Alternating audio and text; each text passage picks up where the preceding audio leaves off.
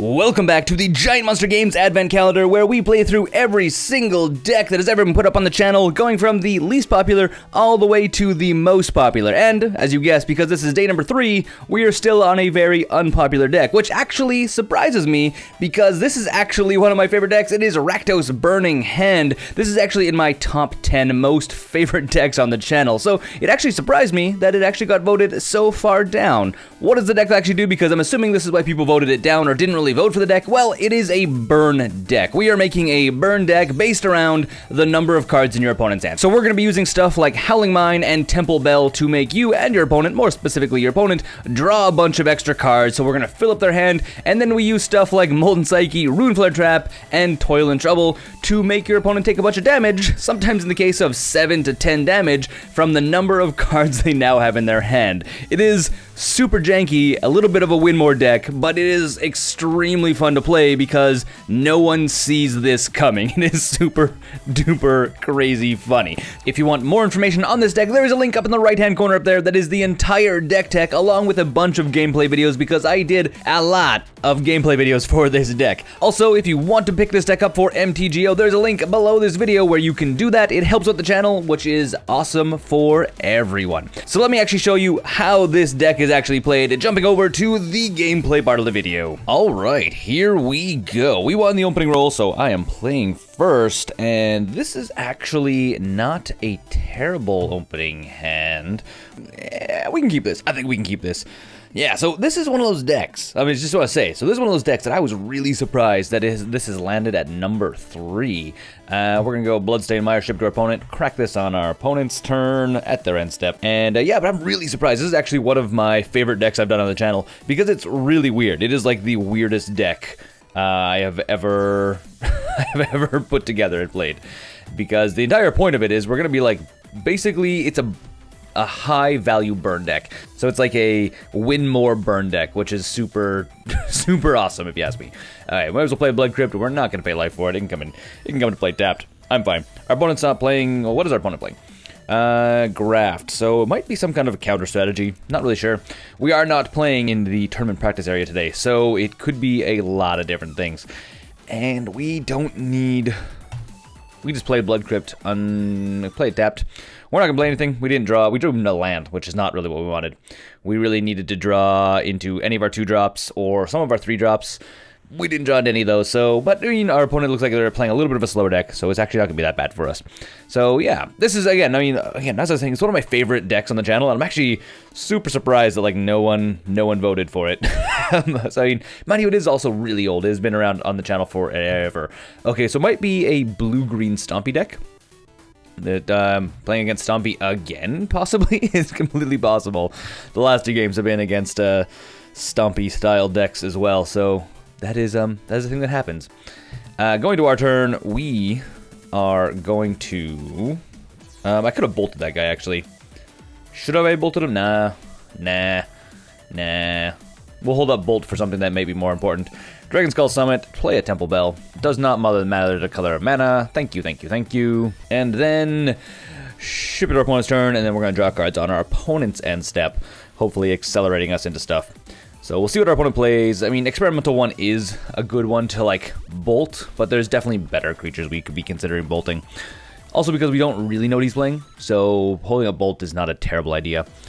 Slowing him down a little bit is fun, but again, bolting for a 1-drop, 1 for 1 is not the best idea.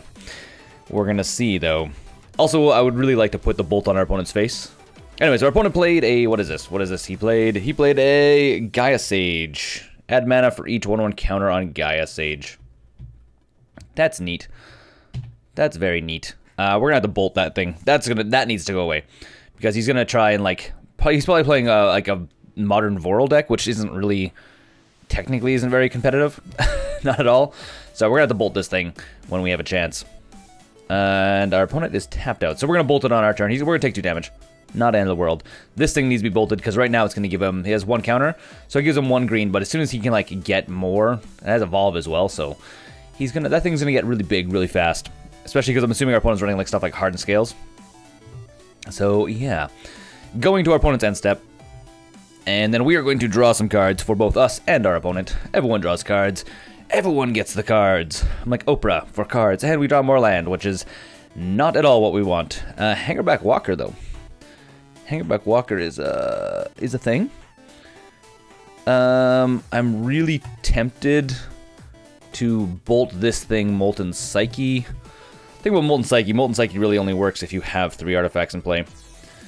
Which, if we Hangerback Walker for 2, that's a possibility. We have to bolt this thing, though.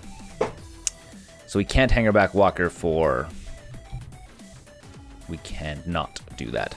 So I think we're going to do this. This is not the best, not the most funnest way of going about this. So first things first. Oh, actually, in theory, we could draw. Nah, I think it's going to be better this way. So we're going to, for starters, bolt to this guy. Get rid of his mana production. Second of all, we are going to play Hangerback Walker on 2. Not crazy. 2, so he's going to come in as a 1/1. Opponent shouldn't have much in the way of removal, so then next turn we'll make him bigger, and it adds to our artifact collection, so Molten Psyche actually does stuff, which is kind of the idea.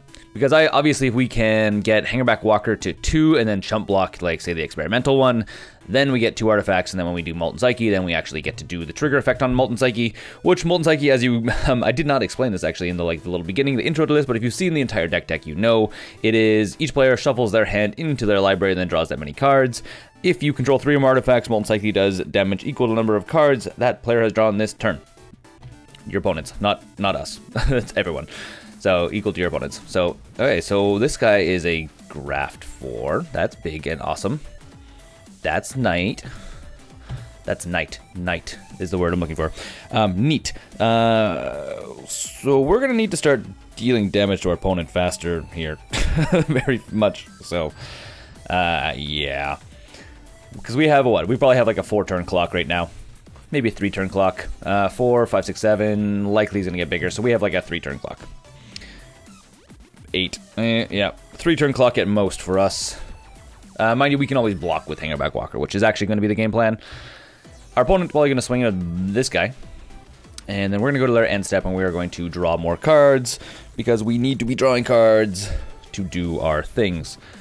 The other thing as well is if we draw into like a Howling Mine, which is also possible, we can, or even another Hangerback Walker, any 2-drop artifact, we can also play Molten Psyche.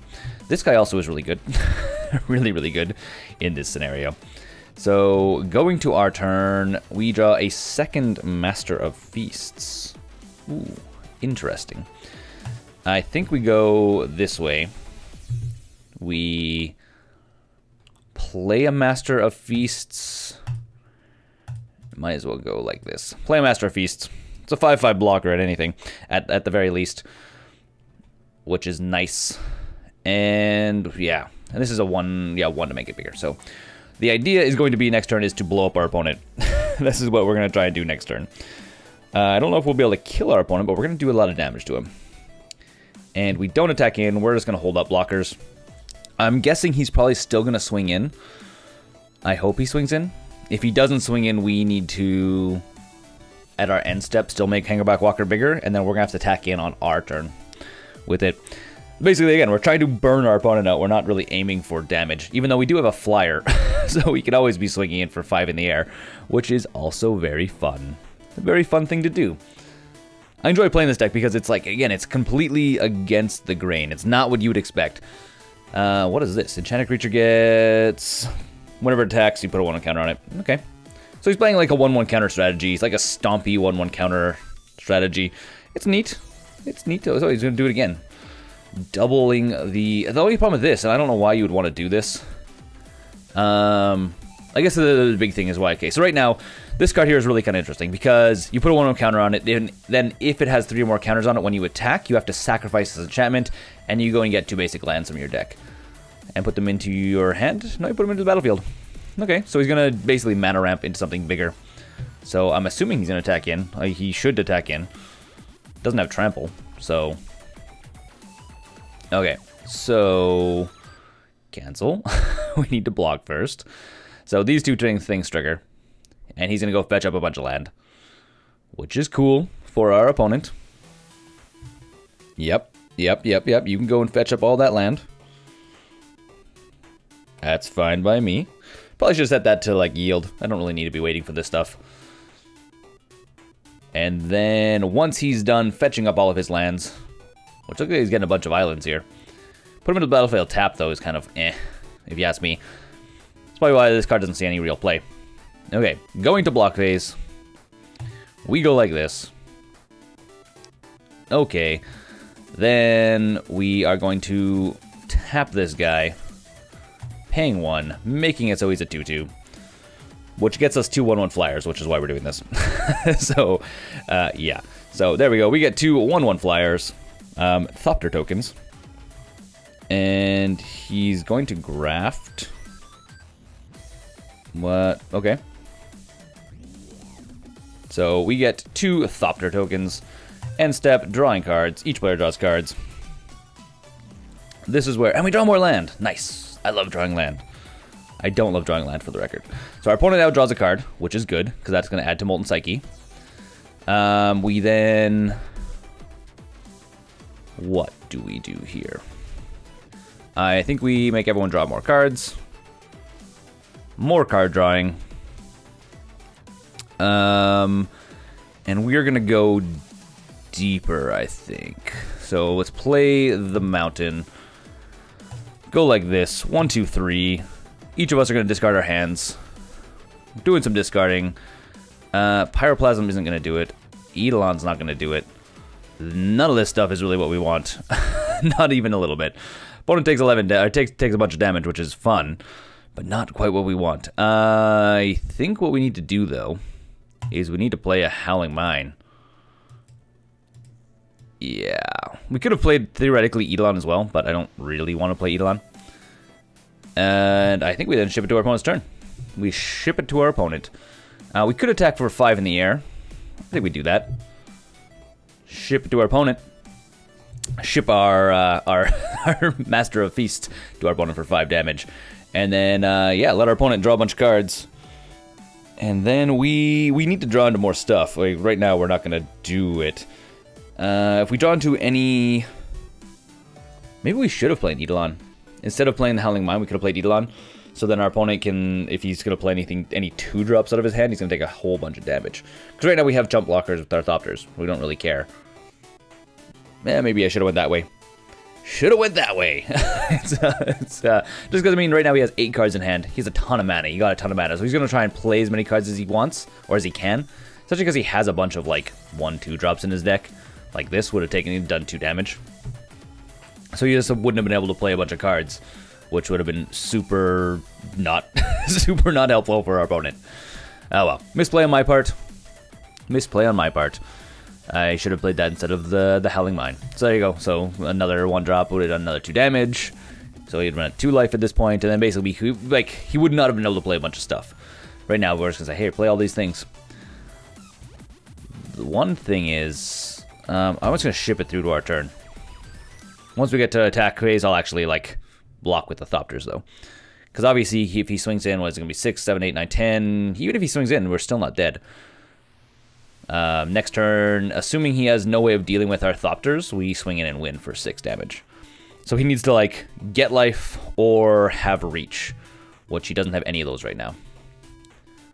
So currently we're on the path to win on our next turn because Thopters are flying. So, I mean, who knows? He might be able to make these things really big, which is also an option. Also, when we go to the next round, we need to take out Pyroplasm. For a deck like this, where just things grow too fast, Pyroplasm is not very handy. If this wasn't like a token get bigger deck, then we probably don't need Pyroplasm. But in this case, we do. So it's going to be 7, 8, 9, 10, 11, 12. Ooh. Ooh, ooh, ooh. Does our opponent have a way of making these bigger? So this is the one that makes it so, okay. Okay, 5. We're not going to stop skipping. Stop skipping. Okay, so our opponent's attacking with these guys. So we have to block now. I only think we have to block one of them, right? Yeah, we only have to block 1. So we'll block the 7/7, and then we swing in for 6 and win. Why not? I guess that makes sense. So you go here. I don't see how our opponent doesn't die right now. I'm not sure. We're about to find out, I guess. We're about to find out. Okay, so our opponent draws a card, which is cool for us. We draw Toil and Trouble, and then we just make our opponent... I guess we can just make our opponent burn themselves to death. Because we can just play Toil and Trouble for its full cost. Toil and Trouble, for the record, is target player draws 2 cards, it loses 2 life, and then Trouble deals damage equal to the number of cards in their hand. So, we play our mountain, and then we cast for Fuse. Targeting our opponent, tap all this mana down. Give me some black, give me some red, give me some all of the things together. Toil and Trouble, burning our opponent for... he's going to draw 2 cards, lose 2 life, so he goes down to 4. Whatever, -2, go to sideboard. Dealing damage, burning our opponent out. Super fun. Pyroplasm, you need to come out. We don't want you. Silent Arbiter is a pretty good matchup for this specific deck, because it makes our opponent only attack with 1 creature each turn, so if they do start running over into stuff. Spot removal is also pretty good. We can actually pull out... We have Anger of the Gods in the main deck. Also not amazing. Same with Adamaro. Adamaro is nice, but he's not going to be as good in this matchup. I think we don't need Shrapnel Blast. Shrapnel Blast is not going to help us out here. I'm really tempted, though, to bring in... I'm tempted to bring in Rakdos Charm, because it'll be able to do a little bit extra damage to our opponent, which is fun. So I think we're going to bring in... Do I need it? I don't think I need it. Doomblades will be fine. We'll just blow up creatures that seem problematic to us. And I think that's it. Run it back like that. Going to game 2 against this 1/1 counters deck thing we're playing against here. It seems kind of weird. It's a neat build, but also quite weird if you ask me. I've never seen a deck like this before. It's weird. I might have to see about looking into building it. It looks like it's a nice budget deck as well, though. That is one of the cool things. I think, what is it? The Evolving one or Evolution one? Experiment one? Experiment one is the name of the card. I think that's actually like probably the most expensive card in the entire deck I've seen so far in his deck, which is fine. We will keep this opening hand. Oh, apparently I hit mulligan. Keeping it would have been a better idea. We'll keep this one, though. Yeah, we'll keep it. Keeping a little bit of burn. We can actually blow up some stuff if we need to. Temple Bell is the big one. Obviously, I would love to draw a 2-drop. I can't believe I hit mulligan. Why did I hit mulligan? Just like, went over, click. Not paying enough attention. Me making really dumb misplays, and you stay on top of the library. Yes, please. I would love to have just unconditional removal in my opening hand. So here we go, Simic Initiate. This actually was a contester to be in the humans deck that I was working on for a while, but I found, yeah, I think the Servant of Scales was a little bit better. A little bit better, actually. Would this guy been better? Enter the battlefield with 1 counter on it. No, like the exact same. It's the exact same as the other guy. Okay, well, go to our turn. And what do we draw? We draw. Oh, look at this! It is going to be a Doomblade. Who would have guessed it was going to be a Doomblade? I guessed it was going to be a Doomblade. Bloodstained Mire, shipping into our opponent's turn, we're not doing anything. And then on our opponent's turn, we will crack Bloodstained Mire, fetching up a Blood Crypt. So we have 2 of them. Oh, it's the blue one. So whenever this creature attacks, 3/3. When you sacrifice it, you draw 2 cards. That is a good little kind of combo in this specific matchup for our opponent. So here's the question. Do I blow this guy up? I think the answer is going to be yes. I think the answer is yes. So we're probably going to pay 2 life, blow this guy up, because I don't want him to be getting... And this is why, actually, I'm about to teach you guys a lesson here. Okay, so what we do, we go like this. We crack Bloodstained Mire. In response, we're going to go fetch up Blood Crypt. So we have access to both color mana, because we want to be able to cast our Master of Feasts without any problems. Now, the reason why playing enchantments is really risky, because sometimes you see enchantments, you're like, wow, this enchantment's amazing. So right now, this enchantment, if he has to sacrifice this enchantment, which gets sacrificed if the creature has 3 or more counters on it, which his deck is driven to do this, he gets to draw 2 cards. Well, if that creature dies, example, we Lightning Bolt it, the enchantment, which he paid 2 mana to play, goes away. He doesn't get any value off of it. He just burnt 2 mana for me to spend 1 mana to blow it up. So, yeah, not very fun for anyone, specifically not for our opponent. I would love to play Eidolon. Our opponent is doing that thing where he's playing a lot of low drop stuff, So I would love to play it. Get rid of your stuff. Come now, play as many things as you want. Yes, Eidolon of the Great Rebel. This card here, I will say, in MTGO is super expensive. This is like the most expensive card on MTGO for this deck. So there we go, he's going to take some damage. We're going to always yield to this. It's fine. So opponent takes 2 damage, he plays the Frog with Graft 3, which is good. I mean, that's good value. Mind you, we're going to Doomblade it next turn, so just to prevent him from, like, keep getting bigger and bigger. And again, Shroud until end of turn. So we're gonna have to blow it up on our turn. Because he can give it, if we leave it so he has open mana, he can actually just in response make it so we can't target it. So we have to blow it up on our turn.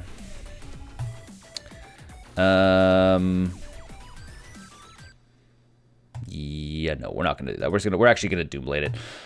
I would like to also have played Temple Bell, but I think blowing up this guy and just slowing down his tempo. We take 2 damage from this as well, which is fine, but we're gonna swing into our opponent's face for 2 damage. Which is fine for me.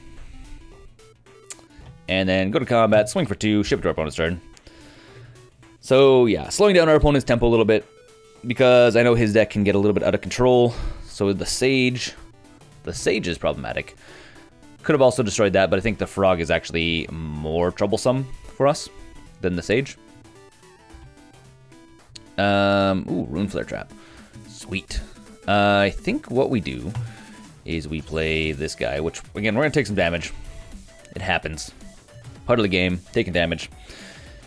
And then we're going to swing for 2, which our opponent will probably just take, again. And then we're aiming to resolve a Rune-Flare trap now. This is our next big step. So Rune-Flare trap, if you guys don't know, this is the big one. You guys should know, I explained this at the beginning of this one. So Rune-Flare trap deals damage to target player equal to the number of cards in that player's hand. So the whole point of the deck is to fill up your opponent's hand, which you've seen already, and then blow them up. So yeah, go to combat, swing with this guy. I'm assuming our opponent, that our opponent is not going to actually block this guy. He needs to kill Eidolon, not just block it. Okay. And at this point, we're probably just going to sit back and just let everyone draw cards.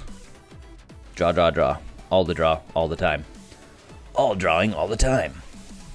It's like a fire sale, except in this case, we're the ones with the fire because we're gonna burn our opponent out. It's the game plan, at least. Our opponent plays the Order, so that's gonna make it so he has more mana. But again, this actually works in our favor really well, mostly because that's gonna help us with the Rune-Flare trap. That's neat. That's very neat. I actually quite like that. Please, opponent, swing in. Okay, I can yield to this. So we're not going to blow it up. We take 2 damage, which is okay. Go to our opponent's end step, where we're all going to draw some cards. Everyone draw some cards. So he needs 2 more counters on this before we can actually do anything significant with that. So we may not attack him with the Bloodstained Mire. Not at all what we want. So, and Dragon Skull Stomach, even less what we want. Well, we might as well play the Dragon Skull Summit. It's more than, it's more what we want than the Bloodstained Mire. I mean, that being said, I can always, crack Bloodstained Mire. And then, yeah, thin our deck out a little bit, in theory. I can also, in theory, make us draw cards right now and hopefully draw into something relevant. The problem is, most of the cards we're going to draw into are going to let us draw more. Or are going to burn us a little bit with Eidolon. And I kind of want to attack in with Eidolon. So I think that's going to be the game plan here. Swinging in with Eidolon. 4, 5, 6. Yeah, so we're going to go this way. And yes. So we're waiting on our opponent to, if he can crack this, which I'm hoping he can crack it sooner rather than later, he'll draw a couple extra cards and we'll blow him up. Blow him up. So he's not going to attack him with it. Oh, he's doing the Graft guy. So when it comes into play, what is this? You put counters on it. Oh, you get a 1/1 counter for each creature on the battlefield. Okay, that's fun. Neat. Very neat. Okay, so that means if he attacks in next turn with this, he's going to draw 2 cards, which I am 100% okay with. End step, we draw cards.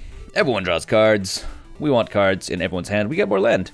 Neat. I like land. I don't like land. Lightning Bolt. That... is that what we want? Okay, well, let's play the mountain.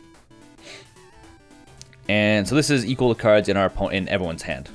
So, can we burn our opponent to death right now? Or do we have to play this on our opponent's turn?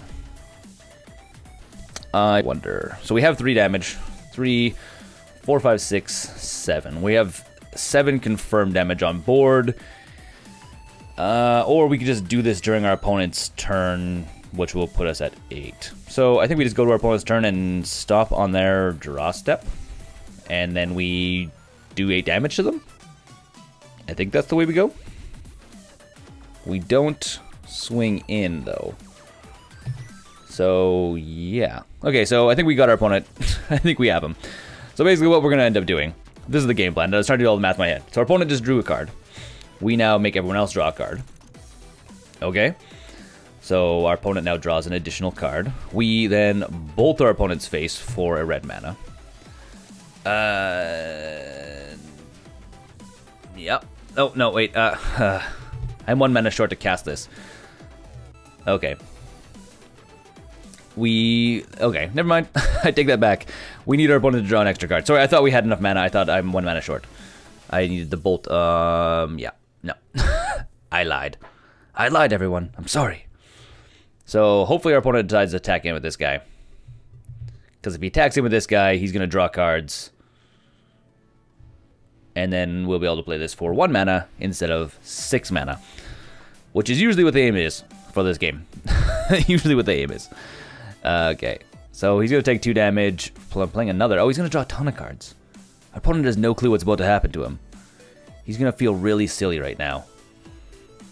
Really silly. Well, that's okay. I'm okay with our opponent having no clue what's about to happen to him.